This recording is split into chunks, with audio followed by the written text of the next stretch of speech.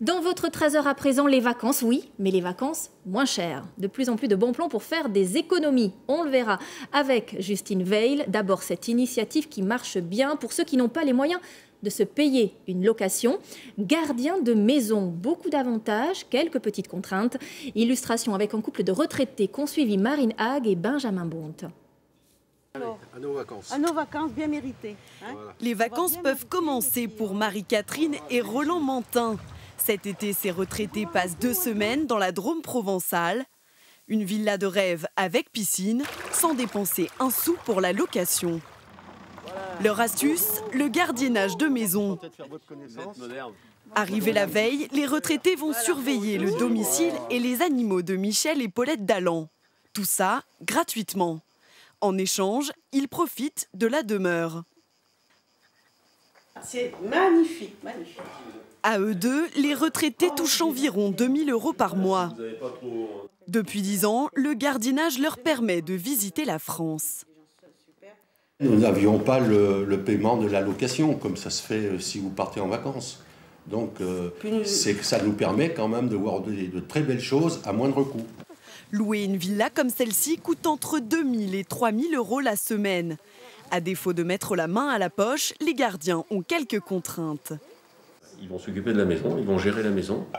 Ils vont gérer les fleurs, ce qui est à faire pour éviter que les fleurs dépérissent parce que par manque d'eau. L'arrosage extérieur quand c'est nécessaire, la piscine aussi. La maison est vaste, plus de 400 mètres carrés. Vous avez une grande cuisine, vous avez un cellier, et c'est un petit salon. Ici, il sera assez grand, lui, je crois qu'il est en 180. Parfait. Les objets de valeur, le propriétaire ne les a pas cachés.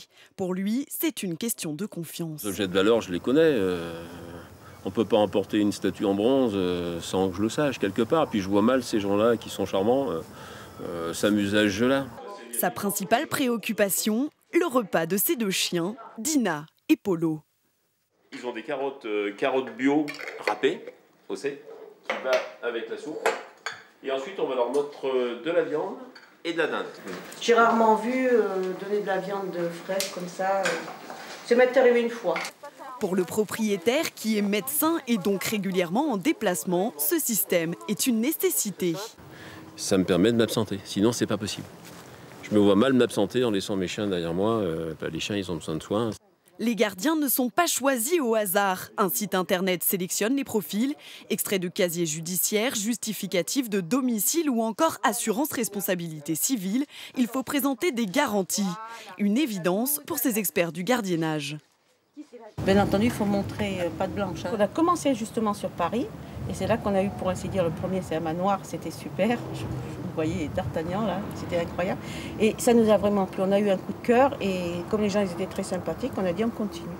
Grâce à cette formule, les retraités ont pu visiter une quinzaine de départements. Prochain souhait, garder une jolie maison en Bretagne.